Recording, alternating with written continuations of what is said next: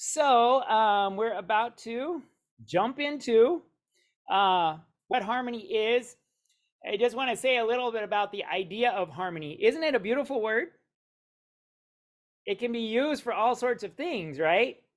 What are some other ways that we can use the word harmony? When are things in harmony? Well, the universe is in harmony. And who made it that way? God, it's finely tuned. Right. So that's why when the Greeks looked at it, they called it the cosmos, the order, which means order, right? God made it in order. And yes, it is so finely tuned, right? What if any of it was not finely tuned the way it is?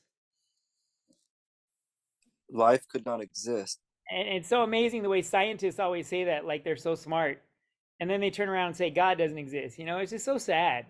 There are so many, and the more you get into studying, God's creation, the more you see how things are finely tuned, right? Um, Another one, it's funny in Spanish that you actually get the word armonía or harmony. Um, I don't think I don't think it says that in English in any translation. I believe it's Psalm 133 when it says how good it is when brothers dwell together in unity, right? And in Spanish, the word says en armonía. And harmony is a beautiful word too for when not only the universe works, as it's supposed to, but we are the ones who have a choice, right? We can either work in harmony or not. And God has given us that opportunity, and one of the places that we really learn to do that is in the church. When we are in harmony with God's word, right? Then it's a beautiful description of us getting together, working together, being on the same page, etc. So when it comes to harmony in music, there is also physical harmony there, like the universe being in tune. That is in harmony. That idea is there. And harmony basically means when you have more than one note and that they sound good together, or how they sound together, right? Because sometimes they might not sound that good together. And the idea of what sounds good together and what sounds harmonious to our ear, it depends on two things basically. Some on what we're used to, so that's part of it. But it also depends on God's creation. We might have a little chance to talk about that. It depends on the vibrations. Each pitch, each note is a vibration, vibrating at so many, on a consistent level, at so many times per second. And there's actually math to it.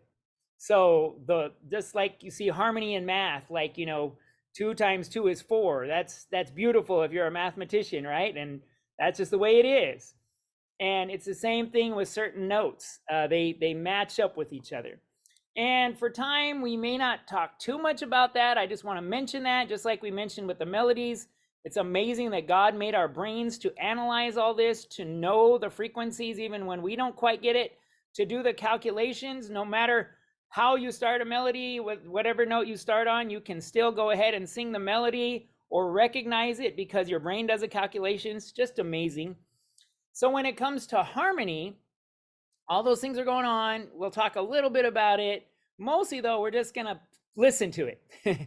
Jump in and listen to it, see what it sounds like. And I think most of us will have probably about the same reactions because we've been listening to about the same music. But you might have slightly different reactions sometimes. The main thing we want to see, though, is just mention it with everything we do. Praise God because He made this.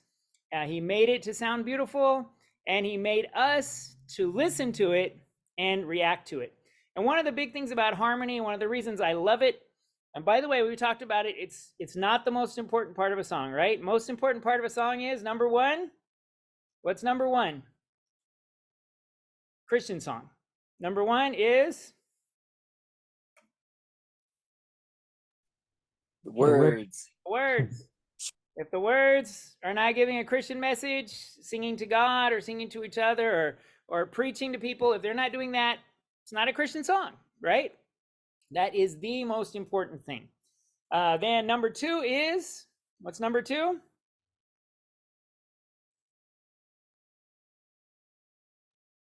The melody. Melody, right? And that's basically what makes a song. Otherwise, you just got poetry. Otherwise, you're just talking. So number 2 is the melody. That's Christian singing right there, and that's enough. So it's important to know that. But then the idea of harmony is, again, it's something that we pretty much automatically do, and people automatically do it in different ways. And how we do it can affect our emotions a lot. And again, we talked about before that emotions are not the thing that should guide us. But once we know the truth, for example, if we're singing a song about something that's true, right? Like Jesus died on the cross, well, we should feel some emotion. The emotion should be very strong. And one of the things that we do when we write a melody is we try and match that emotion. And so one of the things that we're going to learn now is when we go ahead and work on writing harmony, it's the same thing. We're trying to match that emotion, and it can be a beautiful thing. So like I told you, this is one of my favorite parts of music. It's not the most important thing. Once we get to heaven, we're going to have something better, I'm sure. I mean, God, what's going on in our hearts is so much greater than this stuff. But still, this is amazing. As a musician, I love harmony. So time to jump in. Here we go. Let's pull up my messy desktop. And I'm going to be working a lot with a program called Finale. It's one of the kind of industry standards, and it can be kind of pricey depending on how you get it. They do give deals for educational institutions, for churches, so you might be able to get it at a lower cost. And it's one of the programs that can go ahead and write out write out shape notes. So it's similar to MuseScore. MuseScore is what we used last time, and you can continue to use MuseScore. I highly recommend it because MuseScore is great. Matter of fact, it's been greater than ever. Even musicians are talking all over on YouTube about how amazing it sounds and all sorts of great things about it. But Finale is a program I know well. So I'm going to use this to write out all sorts of things. I can just fly through it fast because I'm used to this. First thing I want to test is how well we hear this, because sometimes it comes out really low on my computer. I turned it up all the way. I want to make sure we can hear it. Is that loud enough? Were we able to hear it? Okay. Because hearing harmony is key. The main thing that harmony is all about is, what does it sound like? Okay. First of all, we're going to start with, I'll just write a do up here. Okay, there's do. We're going to start with something called intervals, understanding what intervals are. We're not going to spend too much time on it, but it's kind of a vocabulary we need to understand. Interval means how far from one thing to another. So in music, the most simple interval is called, and forgive me if my screen goes blank. I got like a little glitch in Finale for some reason. I just ask it to redraw the screen. It does it right away. So this is what a unison looks like in our songbooks. And we've talked about this before. When you have a note with the stem going up and the stem going down, that means that both the sopranos and the altos are singing the same note. Okay? And unison, what does uni mean? Uni means what? One, right? So unicycle, uniform, right? Whatever kind of una. And unity is something that's mentioned often in the Bible, right? When we are in harmony with God's word, we are in unity with one another. So this is called unison, and you probably heard that before. So if somebody says we're singing in unison, that means we're all singing the same notes. And so usually as soon as somebody says singing in unison, they usually do not mean harmony. There's no harmony. We're just singing all the melody, okay? Now next, I'm going to draw another do, but right next to it, I'm going to put re. All right. So let's listen to what this sounds like. I'll play what we have so far. Okay. And let's see. Let me get rid of that little rest there.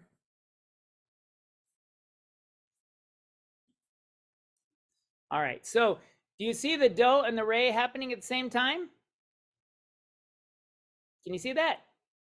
This is our first harmony, but it's not great. As a matter of fact, let's see. So that we can see it better, let me go back and let me put, well, let's see. I'm going to leave that there because it's the only way usually you can see a unison. But I'm going to erase this as a half note. I'm going to put it as two whole notes where we can see it really clearly.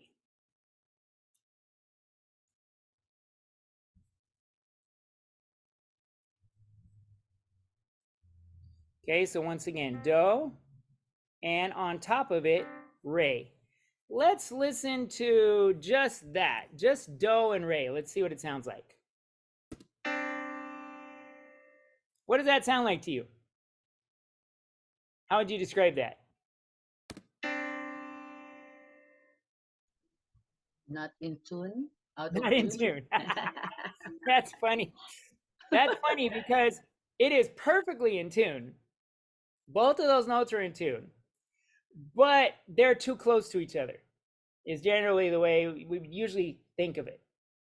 Later on, we'll see there's ways to make that actually sound beautiful, but usually those two notes, this is the kind of things that you might get in car horns, train horns, things like that.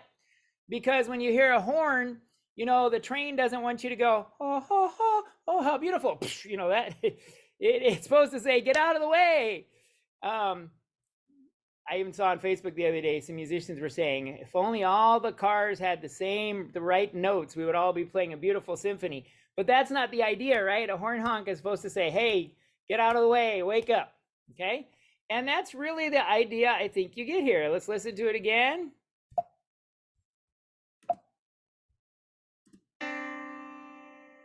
Right? And so one of the things we would say as far as harmony goes, it's too close. And in harmony, I'll just mention this interestingly about a unison. And this has to do with music, not so much with what God hears, but I just want you to know with music, if people are slightly off, that actually hurts more than if they're way off. So if somebody's singing, right, you know, we praise thee, O God, for the Son of thy love, just barely off actually hurts more than being way off because it's too close. And you'll hear it, if you actually hear people sing the right note and one slightly off, it will rattle quite a bit. Now, God hears more than that. God hears the heart. I want to make sure you understand that. So next time you hear somebody singing out of tune, remember, it's God we're pleasing, not ourselves. Very important. Very important to understand. But for us to understand harmony, you do need to understand that if notes are close together, they kind of rub each other. And so if somebody tries to sing unison and they're barely off, they rub each other. And here, these notes are perfectly in tune, do and re, but they don't rub each other well. So what usually happens, and this is the key of really most of the harmony that we write, is we're going to take do and we will skip over re and we'll go to mi. Let's see what that sounds like.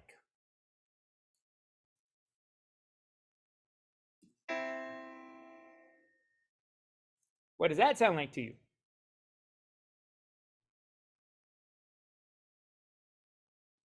Let's hear it again. What does that sound like? Like harmony.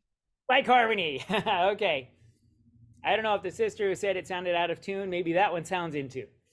Yeah, that sounds a little more like harmony. So once again, this is called a unison. Is everybody able to see my arrow? Yeah. Okay, this is called a unison. This is called a second. This is like 1, right? And it's always remember it starts with this one, which is 1. It doesn't start with 0, it starts with 1. This is unison. This is called a second because you go up to the second note. And this is called a third because it's do, do, re, mi. Goes up to the third. All right? Called the third. So we have unison, second, third. What would be our next possible interval? Be a fourth, right? So I'm going to start on do. Sorry, it's supposed to be do. And I will go up to the fourth note, which is, what's the fourth note? And by the way, if you don't know your shape notes by now, you got to really get them because this is key. We're going to use them all the time. So what is that? Fa, right? So let's listen to that and see what it sounds like when we have do and fa together.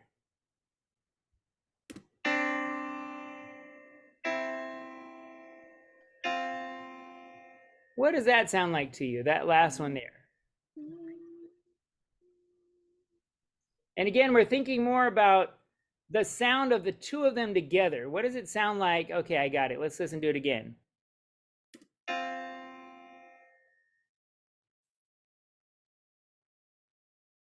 And I will give you our music word that we usually use. It sounds open. Let's just go back to the third and listen to the third.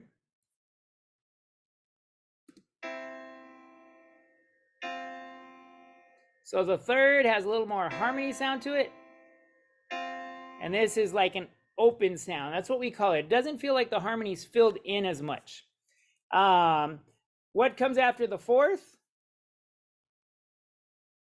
It's all math now. What comes next? Come on, come on. The fifth. A fifth. So we've got do, re, mi, fa, so. And again, we're going to get a very open sound. This gives us, we call this an open fifth. Okay? Once more, that open sound. Open fifths are very common in parts of songs. So we want to know that sound. All right, lastly, you're almost done. Next one. What's next after the fifth?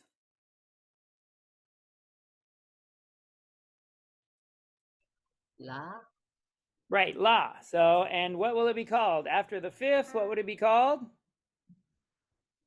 After the fifth comes the sixth. So this is do, re, mi, fa, sol, la. Now, the interesting thing about this one, I will just throw this out there, and later on we'll learn why. A sixth is the same as a third. Like, give us the same sound. Listen to it. Okay, it gives us that harmony sound. And finally, let me give you, and I think, you know what, I'll go ahead and tell you why it's the same sound as a third. Let's say I had a la right here, right? And then I go up into a third from la. So la, ti, do. That's a third right there. And can you see that it's the same notes? What are these two notes here?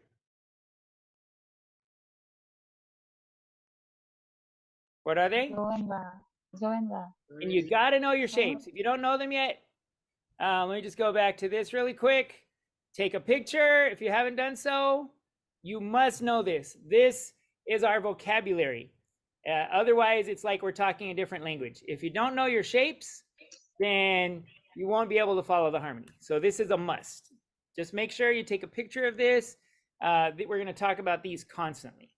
Okay? All right, going back. What is this? What are these two notes?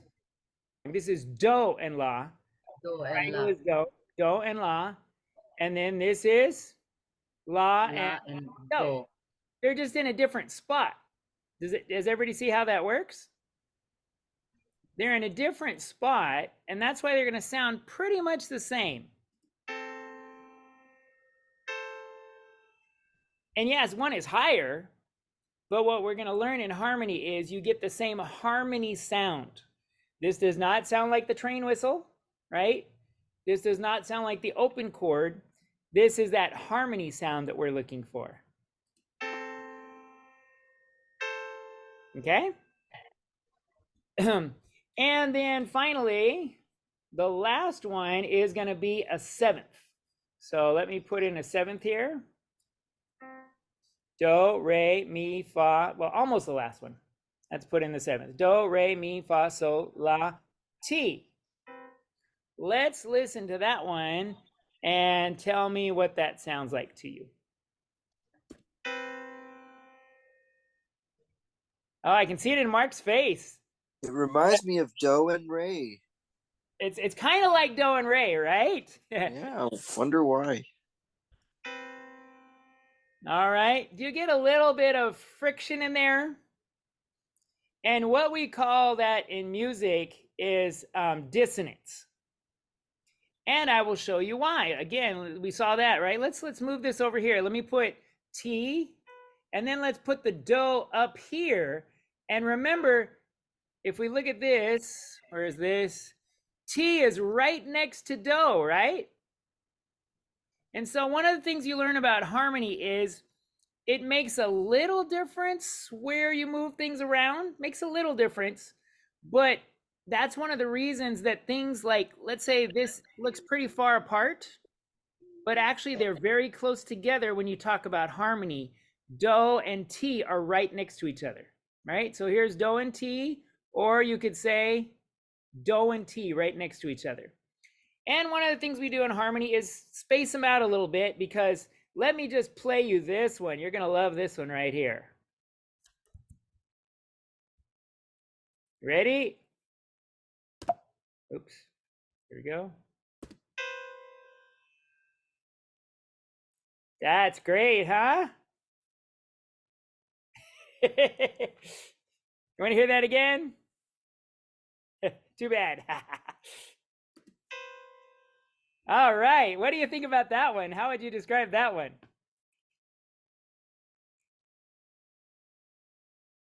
Any descriptions? No descriptions. It didn't sound good. It didn't sound good. Okay. Now, again, it's kind of funny. Like, what do you think that would describe? When would you feel something like that? It's kind of like a scary noise, like something eerie's happening, right? Okay. Uh-huh. And yes, you'll hear this kind of thing in horror movies, etc., right? What about though in a, let's just say in a Christian song? What about in our life experience? When, or even in things that we read about in the Bible, when would something like that come into play?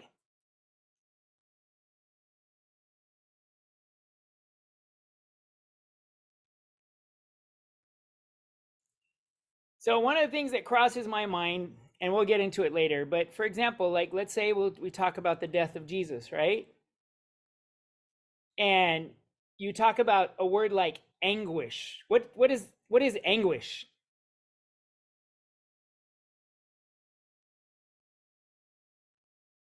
How what is anguish, right? Tell me, what is that? Pain and distress, things like that. Yeah, it's really hard to put into words, right? It's very strong. It's a strong emotion. And I want you to just keep this in mind, because later on we're going to see that you can use things like this, usually not by themselves, but with other notes, to put a very, very strong emotion somewhere. And so we want to just hold on to that. Remember that each one of these has their own emotion.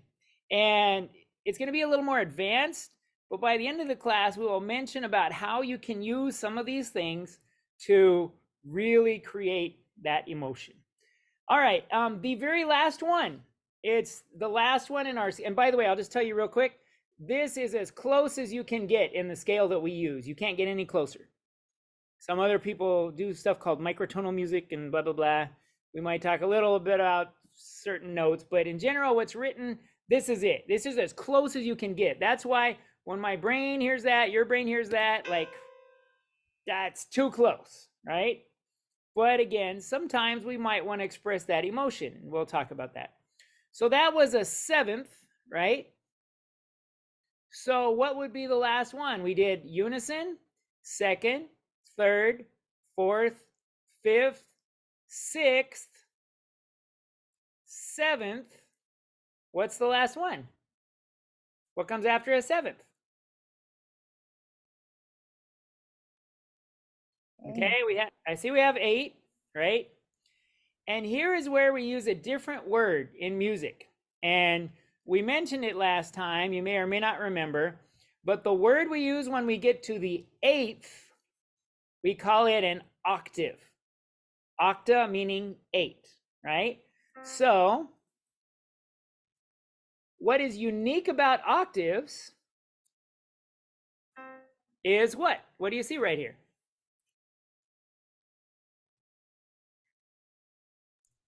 Do, do, do. Excellent. That's right. That's how you sing it. Do, do. And if people sing it at the same time, it pretty much sounds unison. And now that we're watching, understanding how the music works, why would it sound like unison? Because we're basically singing the same note. And again, if you want to get into the math of it, this note vibrates twice as much as that one. So the point is, once we reach the octave, we have a special word for that because it's used a lot in music. Once we reach the octave, then we're basically just going to start all over again. This is basically going from one end of the scale to the other.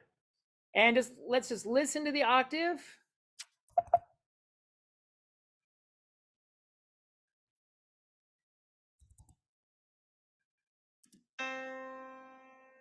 What does it sound like?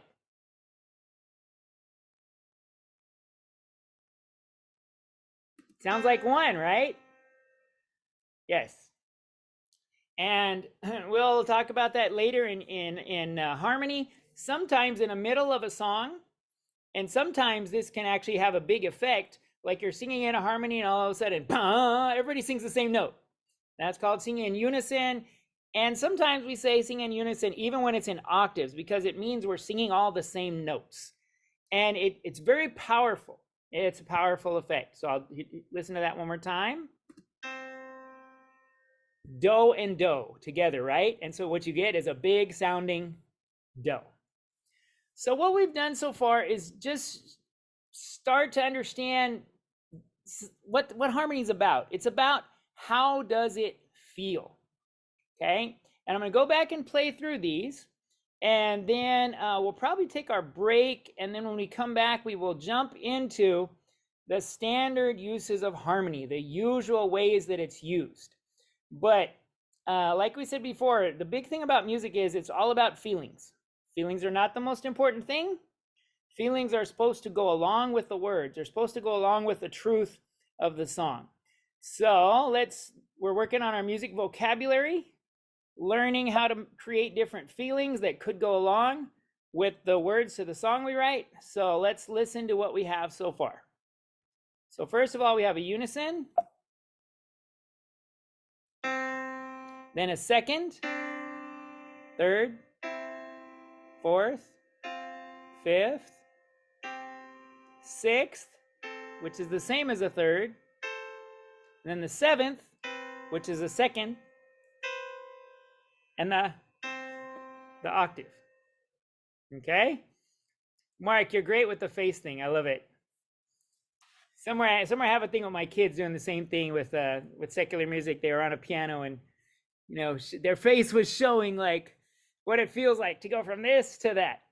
And by the way, this is just a preview, but that's exactly what we do. You know what? Let me just show you this for fun, and later on we'll see how to do it. All right. Let me right down here. Remember this? See this? Okay. I'm going to write that again. Right? And let me see, just for fun, let me add some harmony. Put something down here.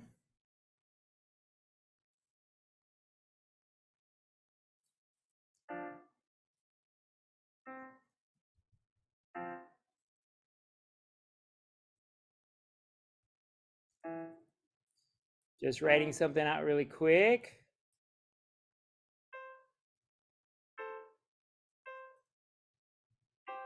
And let's see, what measure is that, huh? 1, 2, 3, 4, 5, 6. Remember measures? 7, 8, 9, 10, 11, 12, 13. Measure 14. I'll start at measure 14. Let's just listen to it for fun.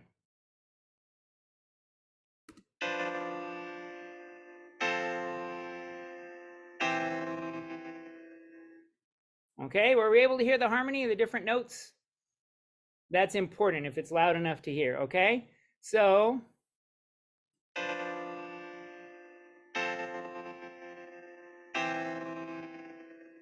what did I have happening right here? It's there, right? It's in the music, but it's fitting into the music. And then what happens here is what usually happens when we have this kind of dissonance. It resolves, like, too close, and then we step back.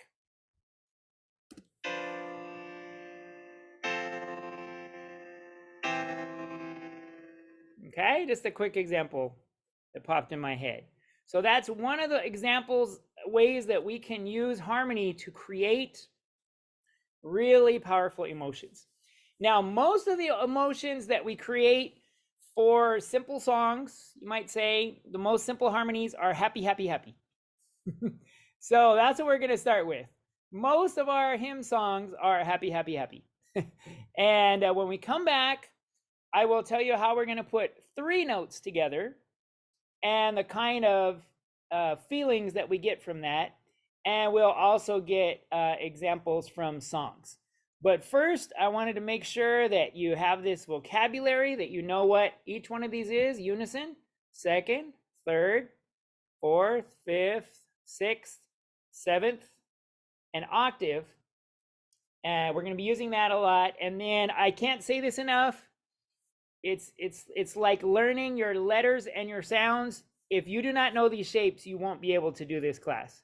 Harmony, you gotta know the shapes. So there's only 7 to learn, right? I'm going to say it again and again. There it is right there. Take a picture if you haven't yet. You've got to know those. All right, everybody good with a break now? Sound good? Okay, and we'll be back a little bit after the hour and jump into harmony. 3 at once coming up next.